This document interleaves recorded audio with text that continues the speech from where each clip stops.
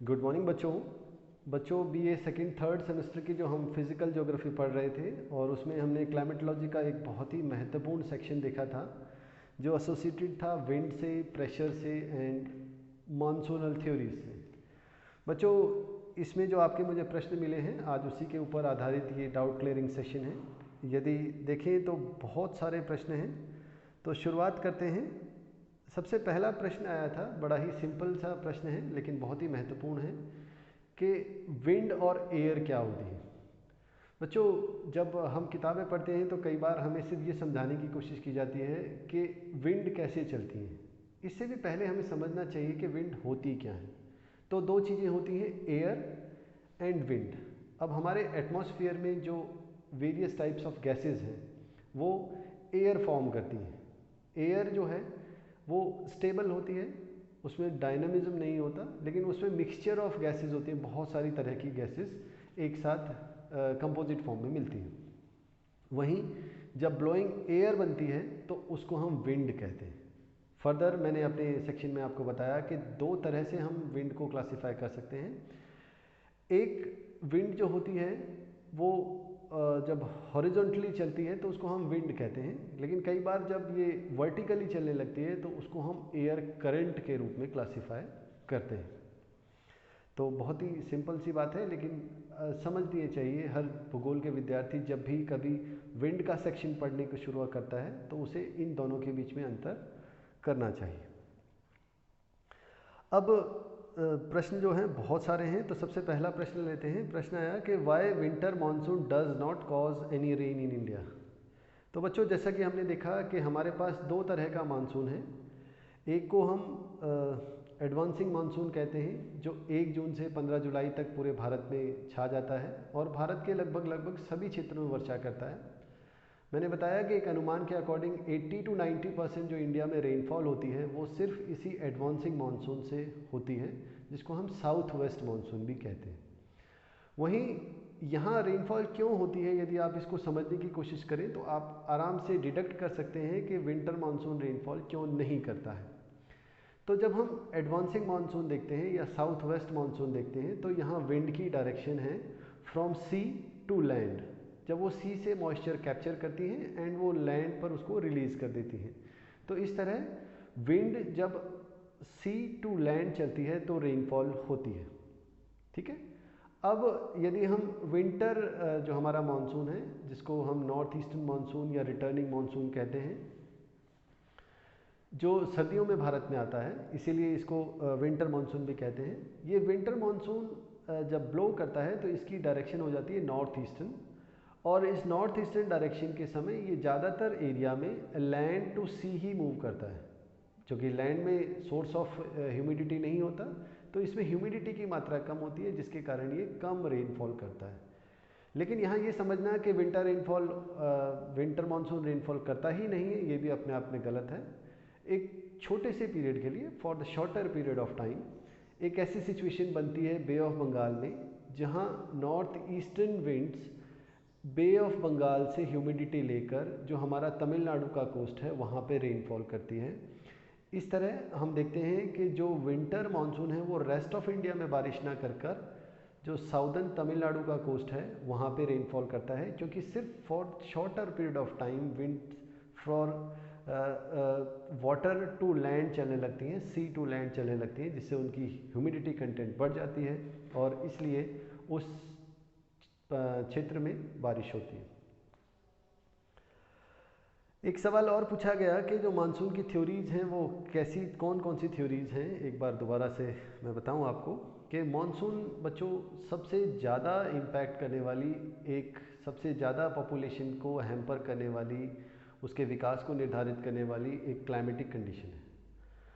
Monsoon आज नहीं बल्कि हमेशा से ही एक जिज्ञासा का विषय रहा है कि भारत में 4 महीने ही क्यों बारिश होती है, या जहां मानसूनल कंडीशंस होती हैं वहां पर सीजनल रिवर्सल ऑफ विंड क्यों होती है। जिसके कारण कुछ थ्योरीज हैं जो ट्रेडिशनल थ्योरीज हैं, जैसा मैंने बहुत सारी बातें की, हैली की थ्योरी है जो टेम्परेचर को आधार मानती है कि टेम्परेचर डिफरेंस यानी differential thermal property of land and water he cause है मानसून के ओरिजिनेशन के लिए। वहीं कुछ और थ्योरीज हैं जिनको हम मॉडर्न कंसेप्ट कहते हैं। इसमें ITCZ की लोकेशन, जिसको हम डायनेमिक थ्योरी के रूप में देखते हैं, या एयर मास की थ्योरीज हैं, जो एयर मास प्रिवेल करते हैं उनके कारण हमारे यहाँ पे मानसून प्रभावित होता है। और उसी तरह एल नीनो और ला नीनो का कंसेप्ट है जिसके कारण मानसून होता है। तो इस तरह मोटे मोटे तौर पर हमारे पास दो ब्रॉड हेड्स में चार थ्योरीज हैं, जिसमें थर्मल कंट्रास्ट थ्योरी भी है जो हेली की है, इसी के अलावा एयर मास थ्योरी है, इसी तरह जो हमारी जेट स्ट्रीम थ्योरी है, और आजकल सबसे ज़्यादा प्रयोग में लाई जाने वाली थ्योरी है जिसको हम एल नीनो ला नीनो यानी ओशन एटमॉस्फेरिक इंटरेक्शन की थ्योरी भी कहते हैं। तो इस तरह ये बहुत सारी थ्योरीज हैं। यहाँ एक छात्रा का प्रश्न आया कि जेट स्ट्रीम क्या होते हैं। मीनू ने मेरे से सवाल पूछा कि जेट स्ट्रीम क्या होते हैं। तो बच्चों, जैसा क्लास में बताया गया, चैप्टर पढ़ते समय हमने डिस्कस किया कि विंड्स जो हैं मूल रूप से ज़मीन पे चलने वाली और ऊपर चलने वाली दो तरह की होती हैं। नीचे जो हवाएं चलती हैं जो ज़मीन के सहारे, उनको हम ग्रेडियंट विंड्स कहते हैं। जो ग्रेडियंट विंड्स होती हैं वो हाई प्रेशर से लो प्रेशर डायरेक्टली चलती हैं। वहीं जब हम हवाओं को देखते हैं अपर एटमॉस्फेयर में, जैसा मैंने नाम बताया, उनको जियोस्ट्रॉफिक विंड्स कहते हैं। ये एक बैलेंस बनाती हैं between Coriolis force and gradient force, और ये उन दोनों के बीच में चलती हैं, जिसके कारण ये जो हैं अलग तरह से होती हैं, इसीलिए इनको हम जियोस्ट्रॉफिक विंड्स कहते हैं। तो जेट स्ट्रीम क्या होता है बच्चों? जेट स्ट्रीम अपर एटमॉस्फेयर में चलने वाली एक जो जियोस्ट्रॉफिक विंड है, जो अपर एटमॉस्फेयर में खासतौर से ट्रोपोपॉज के पास चलती है, 6 से 12 किलोमीटर पे चलती हैं, और ये बहुत ब्रिस्क पेस पे चलती है, बहुत स्पीड से चलती है। मिड लेटीट्यूड्स में इनकी डायरेक्शन वेस्ट टू ईस्ट होती है और ये बहुत तेज़ गति से चलती हैं, और यहीं पे इनकी डिस्कवरी हुई मूल रूप से सेकेंड वर्ल्ड वॉर के समय, जब अमेरिकी जहाज़ जापान पे बम गिराने जाते थे। तो जिसके कारण क्या होता था कि जब जहाज़ जाते थे, आप जानते हैं फाइटर प्लेन से बम गिराए जाते थे उस ज़माने में, और जब फाइटर प्लेन्स उड़ते थे, ये कई बार जब जेट स्ट्रीम के रास्ते में आते थे तो इनके कारण इनकी गति या तो कम हो जाती थी या आवश्यकता से बहुत अधिक बढ़ जाती थी।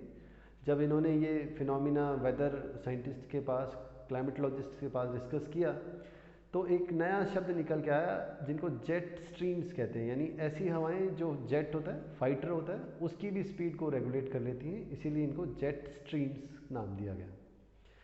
अब ये जेट स्ट्रीम बहुत इंपॉर्टेंट है, खासतौर से भारत के पर्सपेक्टिव में भी। आप देखिए, जब भारत में सर्दियों में बारिश होती है तो वो वेस्टर्न डिस्टर्बेंसेस की बारिश जेट स्ट्रीम के प्रभाव में ही भारत में होती है, और इसके अलावा जो मध्य एशिया में जो बर्फ़बारी होती है सर्दियों में, वो भी जेट स्ट्रीम के प्रभाव में ही मानी जाती है। हमने यहाँ अपने इस चैप्टर में देखा कि जेट स्ट्रीम मानसून पर भी एक मेजर इम्पैक्ट डालती हैं। मूल रूप से भारत जो है, जो मानसून आता है भारत में, वो जेट स्ट्रीम के प्रभाव से उत्तर भारत में जो जेट स्ट्रीम बहती है, जो जिसकी डायरेक्शन वेस्ट टू ईस्ट होती है, उसकी सिचुएशन पे निर्भर करता है, जिसको हम सब ट्रॉपिकल जेट स्ट्रीम कहते हैं। उसी तरह एक इक्वेटोरियल जेट स्ट्रीम होती है जिसकी डायरेक्शन ईस्ट टू वेस्ट होती है, और वो भी भारत की जो जलवायु दशाएं हैं, मानसून को आगे बढ़ाने या कई बार मानसून ब्रेक के फिनोमिना को कॉज करने में भी इम्पैक्ट डालती हैं अपना। तो इस तरह जेट स्ट्रीम ना केवल इंडिया बल्कि पूरे के पूरे वर्ल्ड लेवल पर जो क्लाइमेटिक कंडीशंस हैं उनको हैम्पर करने वाली जियोस्ट्रॉफिक विंड्स हैं, जो ट्रोपोस्फेयर के अपर एरिया में चलती हैं, और जिसके बहुत सारे फिनोमिना, अभी जो बहुत सारे इम्पैक्ट हमने डिस्कस किए। एक प्रश्न ये भी उठा कि तिब्बतन प्लेटू का मानसून का साथ क्या एसोसिएशन है। बच्चों, जो हमारी जेट स्ट्रीम की जो थ्योरी है उसमें बार बार ये बताया गया कि तिब्बतन प्लेटू जो 5000 मीटर से भी अधिक ऊंचाई वाला एक एरिया है, वो एक ट्रिगर का काम करता है। सबसे पहले तो ये जो जेट स्ट्रीम है, इसके बाइफिकेशन में एक इम्पॉर्टेंट रोल प्ले करता है, जिसके कारण विंटर और जो समर की जो जेट स्ट्रीम की कंडीशन है वो वेरी करती है, और उसके कारण मानसून आगे बढ़ता है या रिसीड करता है।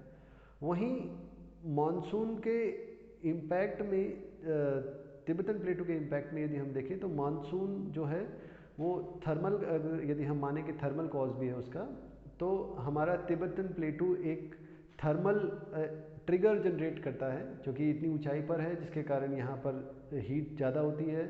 सरफेस एरिया फ्लैट है जो ज़्यादा हीट को एटमॉस्फेयर गर्म करता है, और यहाँ पर जो हीट का ट्रिगर इफेक्ट जनरेट होता है, जिसके कारण एक acute low pressure area India के ऊपर बनता है, जहाँ डिफरेंट डायरेक्शन से आके हवाएं भारत में आती हैं और मानसून की उत्पत्ति होती है।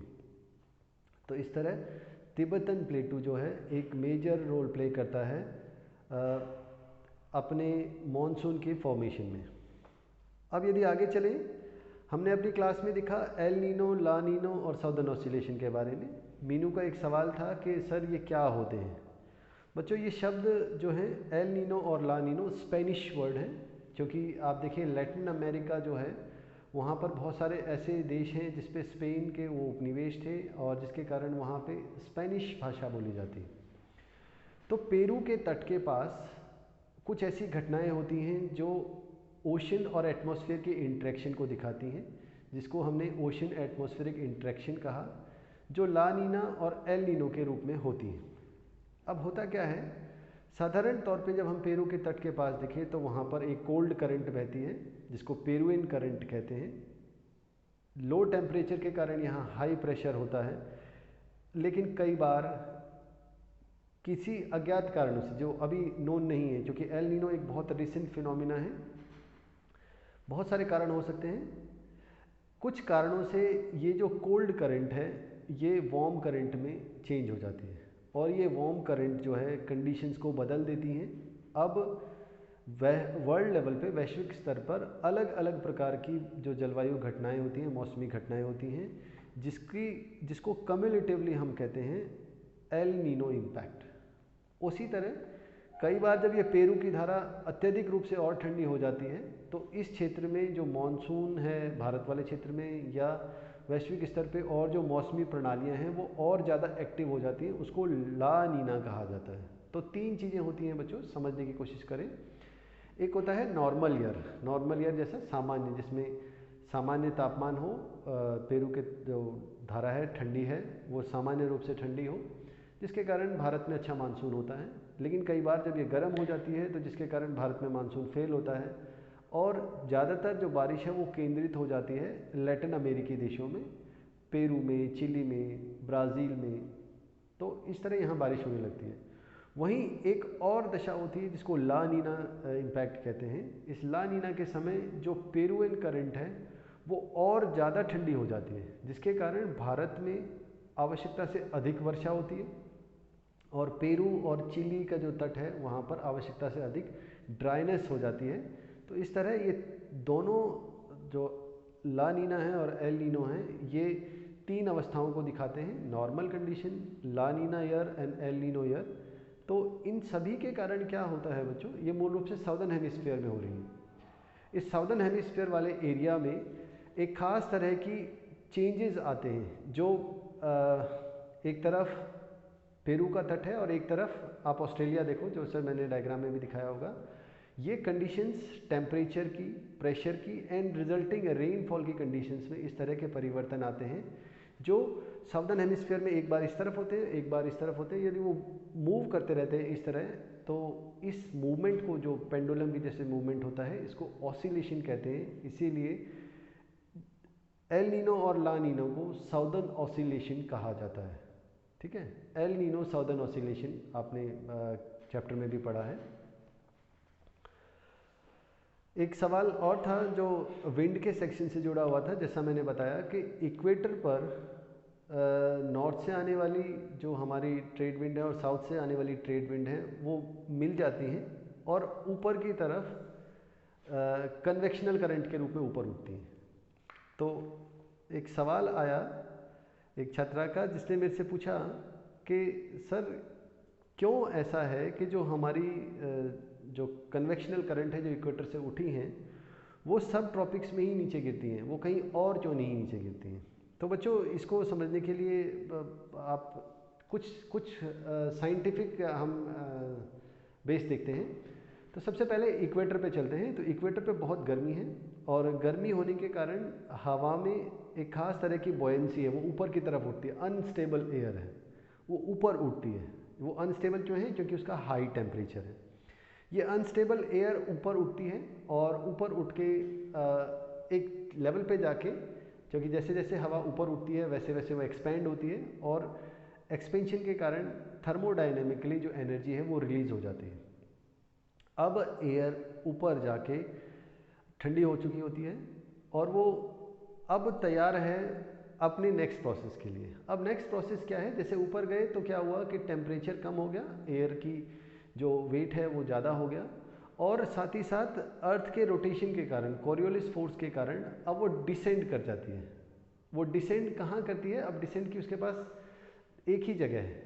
आप देखिए इक्वेटर से तो वो अभी अब ऊपर उठ रही है दोनों ही डायरेक्शन में, क्योंकि अर्थ रोटेट कर रही है तो वो दोनों ही डायरेक्शन में डिविएट हो जाती है और यहाँ पर जो हमारे मिड लेटीट्यूड्स का एरिया है और खासकर सब ट्रॉपिकल एरिया है वहाँ पर डिसेंड करती हैं। जैसे ही वो डिसेंड करती हैं यहाँ पर हाई प्रेशर का एरिया कॉज करती हैं। तो इस तरह बच्चों एक इसका थर्मल कॉज है कि वो यहाँ से ऊपर उठी और थर्मली, क्योंकि वो काफ़ी एक्टिव थी, अनस्टेबल थी, ऊपर उठी और ऊपर जाके वो कूल हो गई और देन उनमें जो पार्टीशन हो गया, जो मूवमेंट हो गया वो हो गया अर्थ की रोटेशन के कारण। और क्योंकि अब वो कोल्ड है और यहाँ पर नीचे की तरफ प्रेशर उस तरह का है कि वो नीचे की तरफ अट्रैक्ट हो गई और नीचे अपना वेट डालने लगे, तो जिसके कारण सब ट्रॉपिकल एरिया जो है वहाँ पर एक हाई प्रेशर एरिया कॉज हुआ। आप इसको एक दूसरी तरीके से भी समझ सकते हैं। हमारे यहाँ क्लाइमेटोलॉजी में एक कंसेप्ट है जिसको 3D मॉडल कहते हैं। अभी तक हम क्या है कि विंड्स को सिर्फ 2D के रूप में ही देख रहे हैं। जब हम विंड्स को 3D के रूप में देखते हैं तो हम पाते हैं कि हमारे यहाँ Ferrel cell, Hadley cell and polar cell, 3 cell चलते हैं। सेल क्या होता है? Cell is the cyclic movement of air, जो लोअर एटमॉस्फेयर से upper atmosphere and upper atmosphere से फिर लोअर एटमॉस्फेयर, तो इस तरह चलती हैं। तो जिस तरह हमारे यहाँ सरफेस विंड्स हैं, जो ग्रेडियंट विंड्स हैं, उसी तरह इक्वेटर पर एक सेल बनता है जिसको हेडली सेल कहते हैं। ये हेडली सेल इक्वेटर पे बहुत ज़्यादा कन्वेक्टिव एनर्जी होने के कारण ऊपर उठती हैं हवाएं और ऊपर जाके सेम दोनों तरफ डिविएट करके हेडली सेल का निर्माण करती हैं। तो इस तरह यदि हम 3D मॉडल के समझे तो हम ये पाते हैं कि temperature is the root cause जिसके कारण एयर ऊपर उठी and rotation of earth and deviation, resulting deviation, वो दोनों तरफ डिसेंट हवा होती है और जिसके कारण वो सब ट्रॉपिकल्स पे लैंड करती है। इसी तरह एक सवाल और था कि मॉनसूनल रीजन कौन से हैं। तो मॉनसूनल बच्चों वो रीजन्स हैं वर्ल्ड ओवर, जो साउथ ईस्ट एशिया है वो मानसून का हब माना जाता है। मानसूनल जो ट्रू सेंस में मानसून है वो यहाँ होता है। इसी की तरह जो पूरी की पूरी जो हमारी बेल्ट है जो सीजनल रिवर्सल के कारण बनती है, उन सभी जगह मानसून होता है। कुछ जगह ऐसी हैं जहाँ पे सूडो मानसून भी होता है। सूडो मानसून एक ऐसी स्थिति है जिसको झूठा मानसून कहते हैं, जहाँ सीजनल रिवर्सल तो होता है लेकिन वो मानसून की तरह नहीं होता है। तो मानसून अफ्रीका के बहुत सारे एरिया में, लैटिन अमेरिकी देशों में और साउथ ईस्ट एशिया में आता है।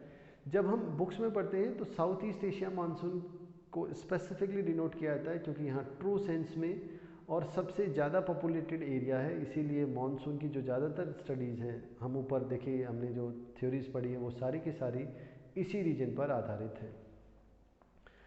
तो इस तरह बच्चों ये कुछ हमारे पास प्रश्न थे जो आपके आए। हो सकता है आपके बहुत सारे प्रश्न बच भी गए हों। अभी भी यदि आपके प्रश्न बच गए हैं तो आप व्हाट्सएप के माध्यम से या मेरी जो ईमेल आईडी मैंने क्लास में शेयर की है आप उस पर जुड़ सकते हैं। मुझे बड़ी खुशी होगी कि मैं आपके प्रश्नों के उत्तर दे पाऊँ। तो बच्चों ये जो चैप्टर है विंड्स एंड मॉनसूनल थ्योरीज़, ये बहुत ही इंपॉर्टेंट है क्योंकि हमारे जो एग्ज़ाम चाहे किसी भी लेवल पे हो, चाहे वो यूनिवर्सिटी लेवल के हों, चाहे कॉम्पिटिटिव एग्ज़ाम हो, सभी जगह इस सेगमेंट से बहुत सारे सवाल आते हैं और बीइंग स्टूडेंट ऑफ ज्योग्राफी आप सभी को ये अच्छे से आनी चाहिए। तो आज के लिए इतना ही बच्चों, बहुत बहुत धन्यवाद। Thank you.